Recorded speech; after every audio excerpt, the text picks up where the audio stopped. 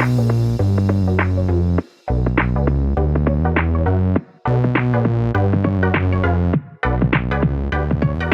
welcome everybody to another episode of Chris and Dave's Reality Cast. I'm one of your hosts, Chris, and my co-host, our very good friend, is Dave. Hey there, Chris, and hello to our listeners out there. Welcome to Chris and Dave's Reality TV Cast. We are covering Love is Blind Season 3, Episodes 1 through to 4. Now, Chris, here we are, a new season. Only a bit of a flash in the pan, this one, just to tie us over to the next season. But where would you like to start, sir? Well, Dave, we obviously, same DNA. I did think the first episode, anybody who is going to tune in, because we're covering it, and we appreciate that, guys, because we've had a lot of people saying, what are you doing next? You know, we've just finished maths. So we thought we'd throw this one in there, because it's in sort of batched in episodes. So, like, say, 1 to 4's out now, and then 5 to 7 comes out from Wednesday. And then it basically hits over the next week or so, and I think it concludes on November the 9th. So it's not too bad a watch for everybody, and you can just sort of watch at your own pace. So anyway, we start off same old shit. You know, they tried to sort of it doesn't feel like a reality show. I think the first episode, it just feels like everyone is forcing it, and it's different with the American sort of reality shows because they're so polished and slick. You know, in the UK, we try and be slick, but we just can't because we've got that bias of knowing the regional accents, the regional people.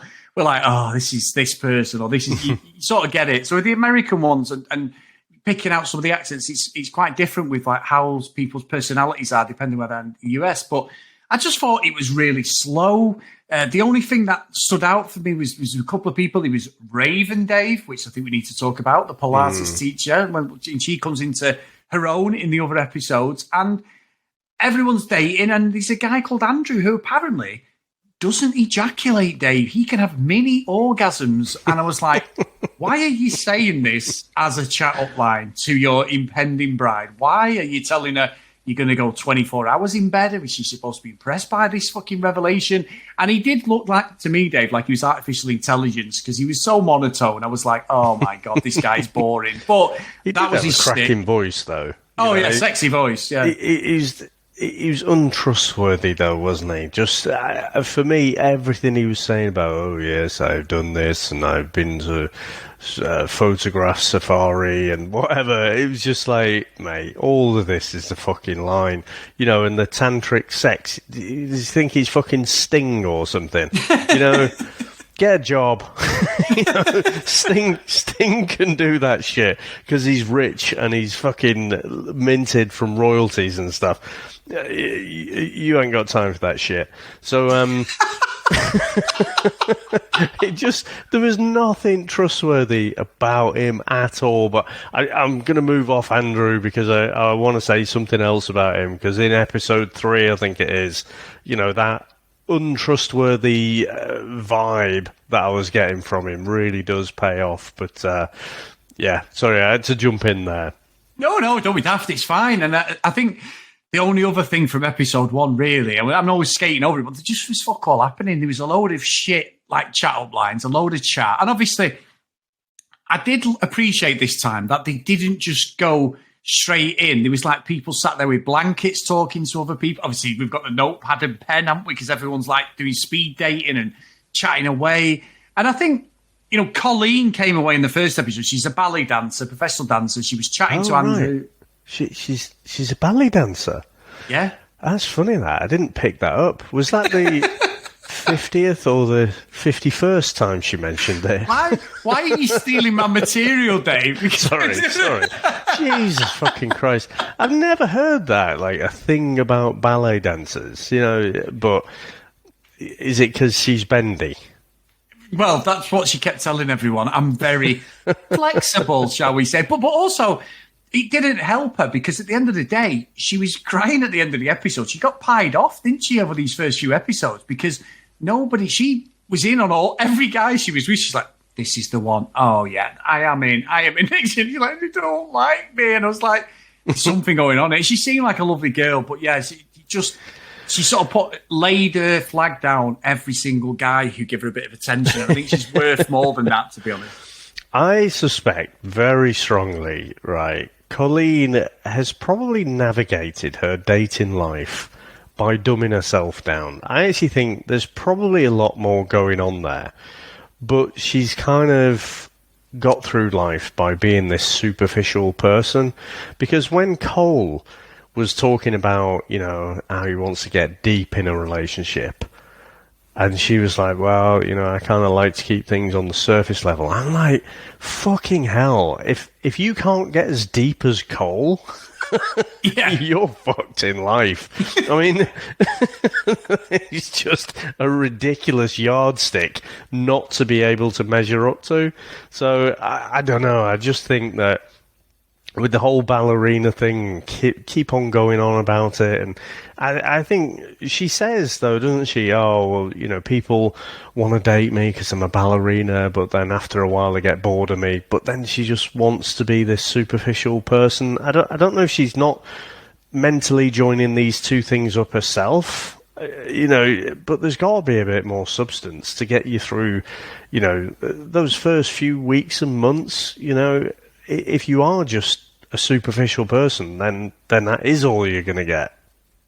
Well, Dave, you talk about superficial people. Raven, I'm blinded by muscles. That's it. That's her remit in a man. Muscles blinded, Dave. Now, I want to talk about it a bit later because I'm sort of skating over the first episode. But I think some of the characters, I was like, oh, this is going to be a right slog. However, episode 2 got me in. I was in straight away. So we get our first couple, which is Brennan and Alexa. Now, I haven't got my Alexa on, Dave, but my Sonos actually is Alexa, and I kept waiting for it to come on. But very interesting. Alexa, very body confident, fair play to her. I wish I was, so I total respect for her. Brennan's chatting some shit, Dave, and he's got the classic brown shoes with a blue suit, like he's going to a wedding in the fucking UK, because everyone who goes to a wedding in the UK has a blue fucking suit on and brown fucking brogues on, which does my fucking head in. I don't know why, Dave. It just bugs the shit out of me. It's a fashion thing that's come in the UK that every man and his fucking dog wears, and I think it looks fucking shit. And it's black shoes or nothing, okay? Or you go full George Michael, no socks, fucking plimsolls, Dave. That's it. I can't be doing with it. I'm just off on one. However, you know what I really find interesting is, and I fucking cringe and it turns my toes, is when they say they love each other and they haven't seen each other. Oh my God, it's fucking... Oh, I'm fucking getting thingy now, thinking I'm shuddering, Dave, down my spine. They said it a few times here, didn't we? Because I'm sure in previous seasons we've said, how long are they in there? Yeah. But I'm sure they've said a few times, like 10 days. That's it. It's like not even 2 weeks. So 10 days they're in there. Now, you would think the first week is mostly having conversations with everyone and then whittling out the people that you don't want to speak to, and then having more conversations with the person that you do want to speak to. Now, on one hand, I kind of think, well, you've got fuck all else. You're not browsing the internet. You're not watching TV or anything. All you've got to do all day is speak to, if you're in the guy's side, you speak to other guys as well. If you're in the girl's side, you speak to the other girls. But, when they're in the pods, they're having these conversations. But I must admit, when Brennan and Alexa said it, they were the first, right at the end of episode 1. It did jar with me. I'm like, oh, fuck off. Because the problem is now, we're on season 3. And I think a problem I've got with it is I'm watching it going, well, you're Shayna. I was thinking that. You're Barnett from the first Yeah, but you're Barnett. Fucking Cole is Barnett, isn't he? 101, Dave. But, so the formula, but also the people going in know the formula. So I guess in season 1, when we didn't know how long they were in there for, and you were kind of buying it. Now it's like, well, it's almost like an arcade game, isn't it? You have to have so many conversations, and then you have to declare love for each other to get through to the next round. Yeah. So I must admit, more so when Brennan and Alexa said it, because that was the first time for this season, wasn't it? I mean, Christ, in Love Island, you're talking about 6 weeks or something before you get to that. You know, there's a whole step. You know, in The Bachelor, you know, I could see myself falling in love with you. Or, I am falling in love with you. I am in love with you. These fuckers just go straight to it. Right? Yeah. We both declared it. Yep, we're happy. Right, we're on to the next round then. And that's true. But you know what? That's a great way of describing this, because it sort of feels like we haven't left maths too far away when you cover this, Dave, because it's still, you know, maths is like this, isn't it? They don't date, but they just turn up at the altar. However, it's got similar beats, I'd say. I don't feel like we're so far away from what we just finished on the last series. But I do think you're right, because Brennan and Alexa were talking about religion. She's from a Jewish background. I think he's a Catholic. He was talking about how the families are going to react to it, everything. So that's going to be an interesting dynamic. I do think, Dave, that for Alexa, I think that there is, like anybody I know that I suffer with, we all do, insecurities. And that might be an issue depending on what Brendan says. At the moment, it's all lovey-dovey. It's very passionate kisses. It was lovely the way they got together. I believed in the couple, Dave. I didn't doubt them one bit. I honestly didn't. I thought, you know what? These two could actually make it. And fair play to them. I didn't see anything wrong. I just feel maybe Alexa might feel a bit insecure about herself, that she's not good enough for Brendan, which I think she is. So let's see how that one plays out. I mean, it would be confusing, wouldn't it? You'd have to get yourself a Google at home. You'd have to chuck Alexa out, wouldn't you? Yeah. But, I mean, honestly, Alexa would dump my ass so quickly, because I'd just be like, just a fucking annoying twat most of the time. It's like, Alexa, should we order a takeaway tonight?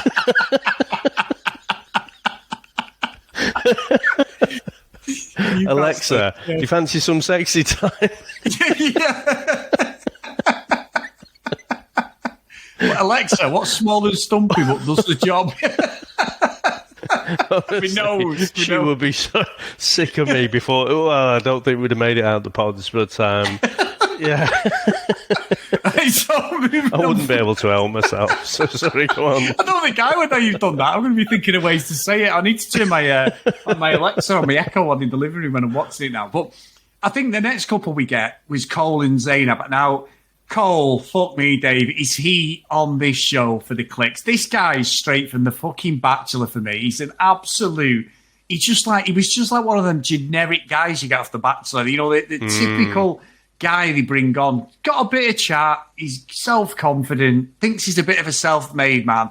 And the thing is, it's like when we've watched these shows, I'm like, well, this isn't what I ordered. No, this thing that you've ordered is a human being. Yeah. And it's like, and saying that, like, for me, they get together and everything's fine until he splashes her in the fucking pool, Dave. And I'm like, oh dear, she is fiery. And I don't think she did anything wrong. She tried to bat it off, but straight away for him, that was like, oh, there's something wrong here. Oh, no. The voice doesn't fit the how I imagined her. And I'm like, wow, what is going on here? He completely changed on her.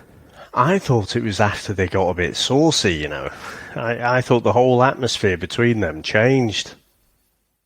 You know, and then the day after, like, she's sort of ignoring him. He's like, oh, have I done something wrong here? Or, you know, I thought when they got together, I mean, she's got a horrendously tragic background, hasn't she? Yeah, you know? she has. And, yes. The thing is, though, she's like 31. He's 26.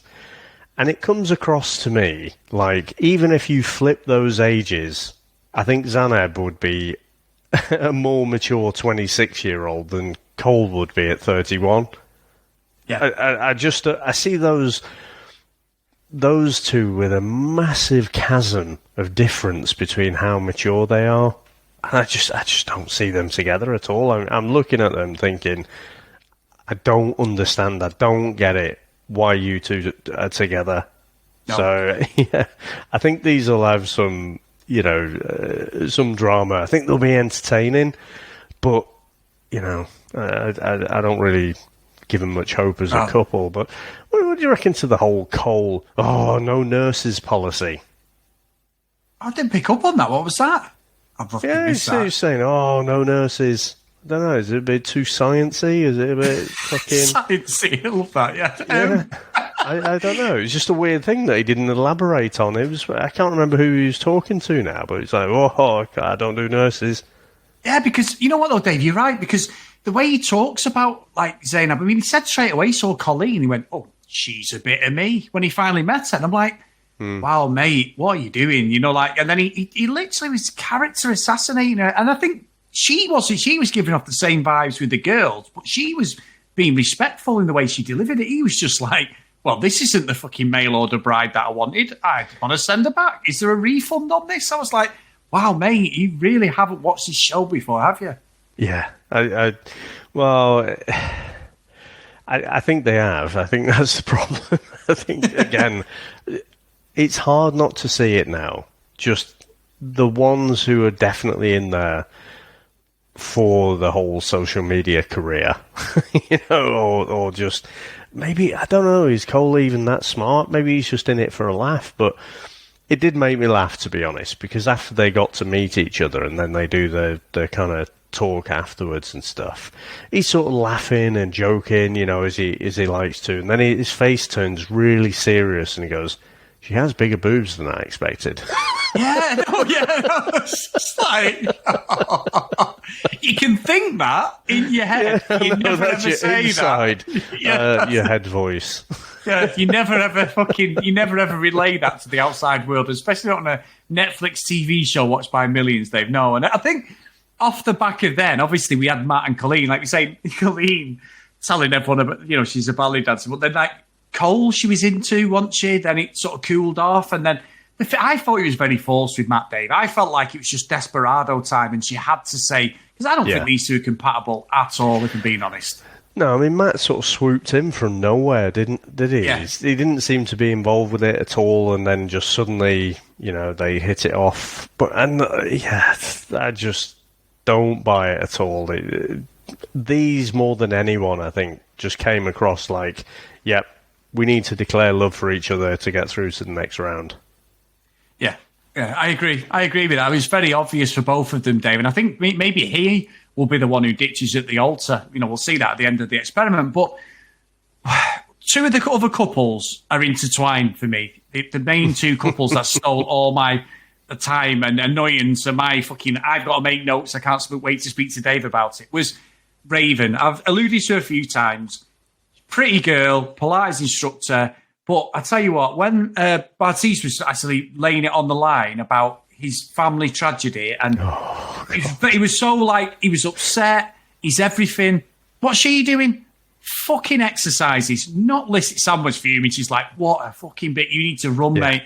She was horrible. And then the thing is, she doesn't think he can see her. And he's like, he can't, but he can hear her. And he's like, are you doing star jumps or whatever he said? He's like, you can hear that? And he's like, she was just throwing generic answers back at him. He was absolutely, and then he was upset in the diary room, wasn't he? He was like, I've laid it all on the line and she's fucking exercising. And to be fair to him, he was like, she's not the girl for me. So I respect him. But Dave, I am not a fan of Raven at all. I'll be honest with you. Raven and Cole were my two baddies, if I'm being honest. Yeah, I mean, the amount of disrespect, like you say, it just so happened to be when he was pouring his heart out and she's doing the star jumps and everything.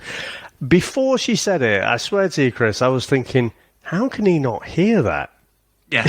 Because they're obviously, they're in the fucking pods, so they can hear each other. Now, even though, if I was doing all that Pilates workout, you'd be able to hear the fucking heavy breathing. But, even if she doesn't have a heavy breathing, you can still fucking hear, like, she's got a mic on and stuff. You can hear the bouncing and everything. It's just, it was ridiculous to me. And it almost to the point where I'm thinking, is this a setup? Yeah. Because it was such a phenomenally badly timed thing to do. It struck me as utter nonsense that she would actually do it at that time, because she didn't seem to do it at any other time. So maybe she does do it all the time, and that was just the perfect one to edit and show to us. But it looked ridiculous. But also, she seemed ridiculous as well, because she's like, I fall for muscles, it's my kryptonite, or she didn't use those words, but, this is what I fall for. And then she's in the pods and Bartiz is like, I sort of was in a body competition or something like that. She's like, ooh. And I'm like, You're not getting this fucking competition, really, are you? Or this show or whatever. You seem to have appreciated what has not been working for you. So you're trying this, but you're just trying to ask questions which tell you how someone looks. So, yeah. I think Raven loves Raven, Dave, if I'm being honest. I think yeah. the reason she's doing that, I agree, completely disrespectful. It was just horrible to see. But it was the fact that she was only happy when she was talking about herself. When SK, who she gets with, from nowhere comes into the picture, really. He'd had a couple of conversations with her, but Bartice was her number one pick. Yeah. She was his number one pick. But then when she did that, he was like, no, I'm with you on this. I'll be honest with you. I honestly think that SK and Bartice, Dave, are setups. I think that they are almost maths level of Matt and Whitney, because it just seems so cute to me. He goes away. He's upset. Yeah, but Matt and Whitney weren't setups, were they? Why do you think I think they were setups. I've always thought they were setups. I said it on the podcast. I know you did, but of all the stuff that's come out, why would you think that? I just do. The fact that he'd been frog marched out the fucking reunion episode. If he was a setup, he wouldn't be that fucking angry to do that, would he? And then they've edited it all out. That's true. However, I'm sticking to my guns, Dave. I'm not moving on this. You do so that. I'm staying to where I am. So Raven and Bartice are, in my opinion, going to get together, because Bartice gets with Nancy. She's 31. He's 25. SK gets with Raven, and they're together. And that SK for me was just so fake when she finally met Raven. Raven was so fake when she finally met SK, and he came and he looked dead smart. He looked slick, really, good-looking guy. She's an attractive woman, and she gives him the side cheeks with, "Oh, it's too much for me. I just don't know what." And I'm like, "Oh, you have been watching Love Island far too much. You've got your Instagram fucking account rocking and rolling for that influencer." I know it's a bit different in the America, but I just don't buy anything that she's selling, Dave, at all. I think she's self-centered and a perfect contestant on this show. She's going to make us watch it every episode, I think. She's going to be gold. But I think these are just the Shane, Shayna, and Natalie triangle, aren't they? Yeah. Shayna did exactly the same thing, when she came out, and she'd made more of a play for Shane in the last season. But Raven, you could tell, just her pride would not let her accept that Bartice, was her first choice, because as soon as Bartice sort of starts saying about, I've got feelings for this other person, and she's like, yeah, totally. I was going to say the same to you. Like, I totally fancy someone else. Yeah, all right. But you can see there's that thing there between them. And so I think just Raven was just a bit disappointed with SK. She's probably still got Bartice on the mind, even though she doesn't know what he looks like. She knows he's got a great body and stuff. So, I just think we're going to see that triangle play out again. But it almost does feel formulaic, because you're like, well, this is the same play. We've just got different actors. That's true. That's true. I agree with that, Dave. And I think the sentiment online has been quite similar, because when Bartice, obviously, he got with Nancy and they're together, she questioned his age, and he said, well, my ex-girlfriend was the same age as you, and all this. But then, as soon as he sees Raven, he actually called her a smoke show, Dave, which I know is an American terminology of dude bro science, because we had that actually on The Bachelor, didn't we? Him who looked like Val Kilmer kept saying, she's a smoke show, So as soon as he said that, I was like, oh, we are on it. We are going to get some cheating. And also Cole with Colleen, and she said as well that Cole was cute. So I think we're going to have a couple of couples turning here, Dave. It could be. I mean, there was a bit of a misdirection, wasn't there, in the last season again. So we thought there'd be a bit more cheating than there actually was in the end. I can't quite remember their names now, but I think there might be some red herrings in here. But, it's saying about Bartice is effectively this season's Shane, but he kind of reminded me of season 1's Jessica. The way, he's in bed with Nancy, and they've obviously had a few drinks and that, and he just won't fucking shut up about Raven. Yeah. And like, it's like, oh yeah, on the outside, people would say, they'd put us together and we'd look great. It's like, can you hear yourself? Can you actually hear yourself right now? Because, Nancy seems all in. Jesus Christ, she wants 10 kids. Fucking hell. She's 31, Dave. Let's get fucking cracking.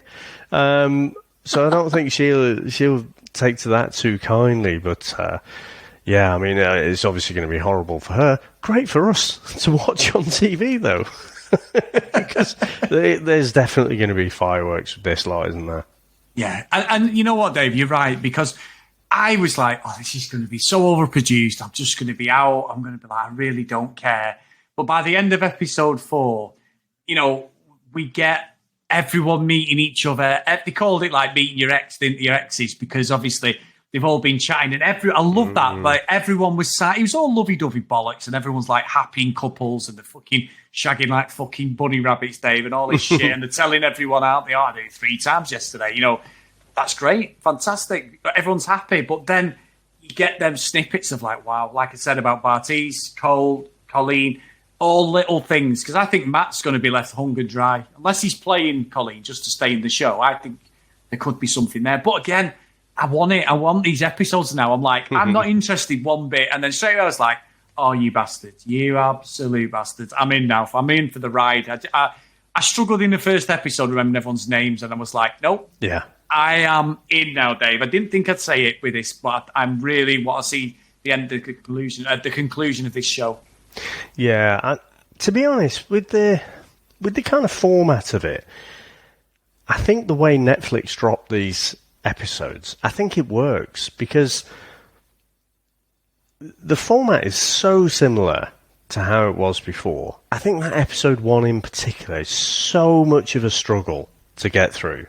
But then after that, and you start to learn the names a bit, and you start to see a bit more of their personality and where they're coming from, and then you start to see, a bit more about them, more than what they're saying about themselves, if you know what I mean. They say one thing, do another. And then you're looking for the little breadcrumbs or the little seeds where you can see a little bit of drama being planted. I'm like, yes.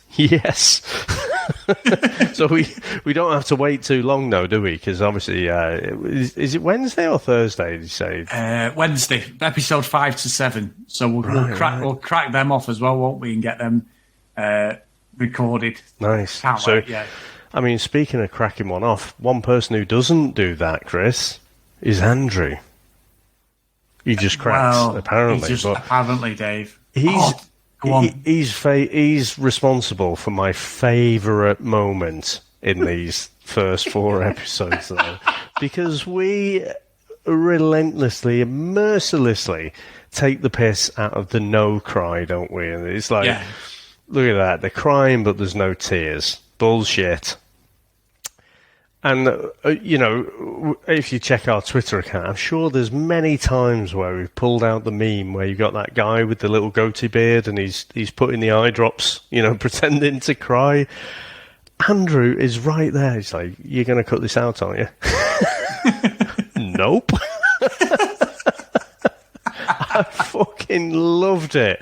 The fact that they just absolutely threw him under the bus. Because even though we all know it's bullshit, you got to think these producers, they kind of, obviously they know where their bread's busted. They know they need to give us drama. There's certain things they know that they want to see, but they want to have the upper hand. They want to be the ones pulling the strings. They're not going to have some fucking upstart come on and direct them. Oh, come on, I'll show you. It'll be a great shot, this. I'm really, really crying. I'm distraught. I'm putting the fucking eye drops in. Chris, one of my favourite moments of this year, that one. And you know what, Dave? I watched it, and I thought he had contacts in or something. I was like, what's going on here? The tears were shown. Then his head goes back and he's putting him in. I'm like, what's just happened? And then I watched it again and I was like, holy shit, this is amazing. It was for me fantastic. Them fucking tears were streaming down his face like a fucking pint of water, wasn't it? Yeah. And I love the fact that they did him proper because he's not with anyone, is he? You know what I mean? No. Like, he's not. And I think It appears on the previews, though, doesn't he? It could be a comeback, Dave. Yeah, they could yeah. Again, why would they bring him back other than to stir a bit of drama?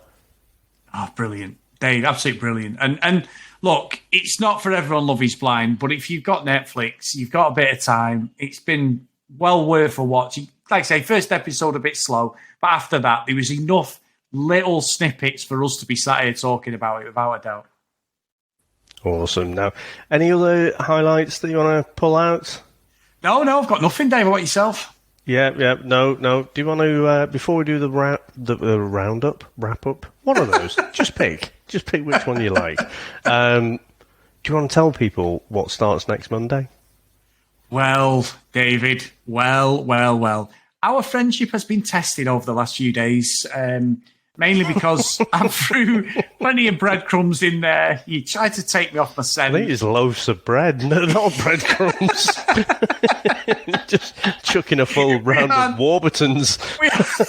We had a proper... We spent an hour on the phone on Sunday night, thrashing this out, the meeting of the minds. We were round the table, I'm doing the finger thing, David, but two warring sides come together at the table to try and reach a solution, and we couldn't reach one.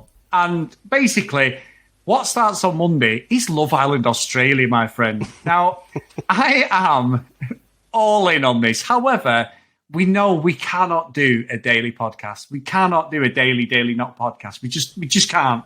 And we talked about it, and I'm holding you especially to this, Dave, because we had a meeting of the minds. You've got no fucking willpower. Yeah. And we were like, and I said to you, I went, it's the 23rd of October, and at this point, you have said this, and I'm holding you to it because I know full well you are the stronger one of the partnership, without a doubt. However, you are breakable, my friend. And you will be messaging me going, have you got time to record? And we will be on it. So at the moment, we're not doing a daily early podcast, and that is the aim. However, we are going to cover Love Island Australia, guys. So we've got to cover it. It's just the thing that was sort of putting us off, and more than anything, was Dave's realisation, actually being the person who follows the calendar, actually has some foresight to look into the future, not do a Chris Phelps and just think of day-by-day living. It's potentially 5 months' worth of Love Island because the UK one starts in January. So that did sort of put a dent in our discussion, Dave, which I think, to be fair, you're absolutely correct. But as usual, we're going in there, Chris Phelps style, on the coattails and just jumping off the side of that cliff, Dave. And if we find a parachute on the way down, we'll take it. If not, I don't know what's going to happen. So, yeah, it's coming out Monday to Thursday. I think it's broadcast, isn't it? So yeah. 4 episodes. We'll probably get to record at the weekend. And then, that's it. If something exceptional happens, we might do like more than that, but we're just not committing to a daily. And this isn't like a joke. It's not really? Like, the daily, not daily. It really is. It's a weekly, at least to start off with. There's a small matter of the World Cup, which Chris is like, we got to start chat footy again. Dave's like, why are we still friends? He's like, why do we still speak, Chris? Because you're an idiot. Yeah, you just keep committing us to all these things without saying anything. So, no, Dave is right. I'm all joking aside. That is the plan. Don't be hounding us on Facebook, guys. Chris and Dave's Reality TV Cast, because that's where we crack. We don't need any of that. We don't need just going on Instagram at CD Reality Cast and actually dogging us about doing it more often once a week. And we certainly don't want you emailing us at cdrealitycast@gmail.com. Okay, I'm just saying, okay? Don't do it, guys. It's not big and it's not clever, okay?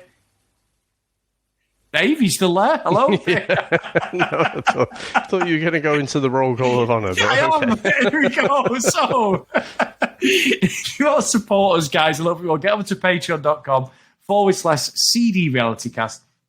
Today's wonderful roll call of honour is Ken Gustafson, Looking at the Green, Lauren, Hennessy, Susan, Priscilla, Hannah, Dee Dee, Casey, Libby, Joanna, Amy, Jacqueline, Brianna, Helen, Keith, Michelle, Gillian. Not Julian, I apologise. Zoe, Kristen, Maggie, Annabeth, Kate, Megan, and Cassie. So thank you so much, guys. We really, really appreciate it. And Dave, if Love Island is back on Monday, you know what else is back, don't you? No. the hashtag reality radar. Oh, fuck. And the hashtag the Casamora. I mean, Casamorians, Dave, as well. So let the battle commence, my friend. Yes. So let's see. Again, we're not actually sure. We think it'll finish around mid-December, don't we? The Australian one, but we're not actually sure. So if anyone actually knows, then that would be good if you could let us know. Because Love Island, it can go from anything from like 4 to, what was the UK one last? It was like 2 months or something, wasn't it? More like a slog. 2 or 3 months. It was ridiculous. Yeah, it was. Hopefully this is a shorter one. Can't be doing with it over Christmas as well. No, fucking fuck that, Dave. I even out draw a line at that. No, because I think as well. I was reading about it because I actually did some research. Because Dave was like, "Well, you're suggesting this to do some research," and he's correct. So I did for a change. And what's interesting with this series, so it's not on Channel 9, which it's always been. It's on Channel 9, looks like a streaming version plus or whatever it is. It's pre-recorded, like the UK one, which I thought initially was like, why is it pre-recorded? But like you said to me, well, that's how the UK one is, because on a Friday you get to find out, Sunday night and all that crap. So we get a lot. But also, it's on at 6 p.m. in Australia. Now, any of our Aussie friends, can you tell us either email or Facebook or social media? Is that a problem for a show like Love Island? Because obviously in the UK, after 9 o'clock, like you said the last episode, that's like a watershed situation where you can swear, you can do whatever, and I'm going to swear just to prove it, ever the fuck you want, really. So, but before 9 o'clock, you can't get that passed, which is very strange. So I don't know in Australia whether all bets are off because they're a lot more liberal, country. So I just don't know. I don't know. So can someone tell us that as well? Because I'd be interested to know if they think it's going to bomb by putting it on like an earlier time slot, and will he get the viewers as well? Because I'm sure a lot of people will be working. I think the USA did the opposite move, didn't they? They had it on earlier and then showed it later, so they could be a little bit more risky with the Peacock, wasn't it? Yeah, so we'll see. But yeah, anyone can get in touch with us, guys. Just more out of curiosity more than anything. Yeah, but the next episode we'll release will be the next batch of Love is Blind episodes as well. So that'll be the next one, and then we'll be into Love Island Australia, Chris. Yeah, I know you hate me at this point, Dave, but I really do like you as a friend. You're my closest friend, and I do actually love you, Dave. So can I just bottle that up by saying love and everything, just to throw it in there, because you're going to hate me in about 2 weeks' time anyway, I know. Well, I mean, let's see, because we said if it is shit and watered down, then we might end up dropping out as well. So let's see. Yeah, you're right. Because we did that with the US one, didn't we? To be fair, you're right. Yeah, but anyway, mate, it's been good to get some of this stuff off my chest about Love is Blind, and I can't wait for the drama for the next few episodes, to be honest. So, thank you very much, sir, and thanks to everyone out there for listening, and we'll speak to you next time. Bye.